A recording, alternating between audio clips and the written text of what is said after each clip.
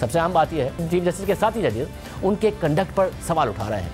आज जस्टिस अतर मिरल्ला ने अपने नोट में वादे किया है कि चीफ जस्टिस का खुद नोटिस 4-3 की अक्सरियत से मुस्तरद हो गया था, उन्हें बता भी दिया गया था। साथ ही उन्होंने वादे किया है कि उसको नोटिस की समाज से उन्होंने खुद को अलग नहीं किया था, मगर उन्हें फिर भी बेंच में शामिल नहीं किया गया, चीफ जस्टिस ने अलग कर दिया। इसी तरह का एतराज़ इब्तिदाई समात में शामिल जज जस्टिस जमाल बंदूखेल ने भी अपने नोट में किया था। उन्होंने लिखा कि 30 मार्च को समात के दौरान जस्टिस अमीनुद्दीन ने अपने आप को बेंच से अलहदा किया।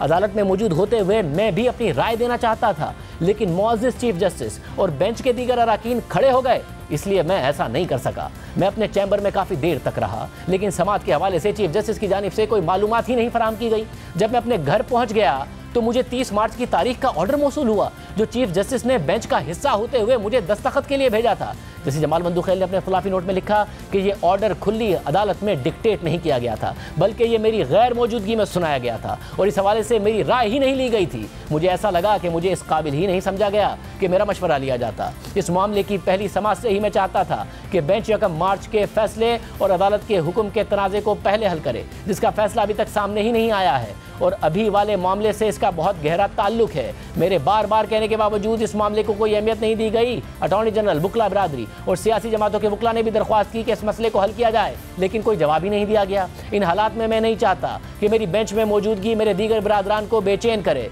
इसलिए मैं बेंच का हिस्सा नहीं बनना चाहता। इसमें कोई शक नहीं कि मौजूदा मामला इंतहाई अहमियत का हामिल है। इससे संगीन आईनी मसाइल जन्म लेते हैं जो तशरीह तलब हैं और जिसके हल के लिए सुप्रीम कोर्ट के फुल कोर्ट की इज्तिमाई दानिश की ज़रूरत है, जिसके लिए मैं हमेशा मैसर रहूँगा। ये सब कुछ खुद चीफ जस्टिस के साथी जजेस उनके बारे में लिख रहे हैं कि 4-3 का फैसला जारी करने का फैसला होता है, मगर चीफ जस्टिस ऑर्डर जारी करने के बजाय अपनी मर्जी का 5 रुकनी बेंच बना देते हैं।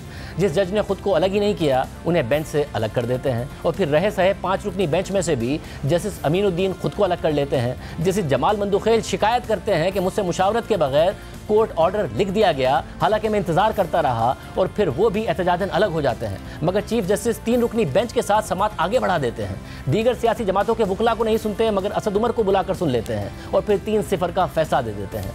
ये सब अदालत के अंदर हो रहा है और अदालत के अंदर से आवाज़ें उठ रही हैं।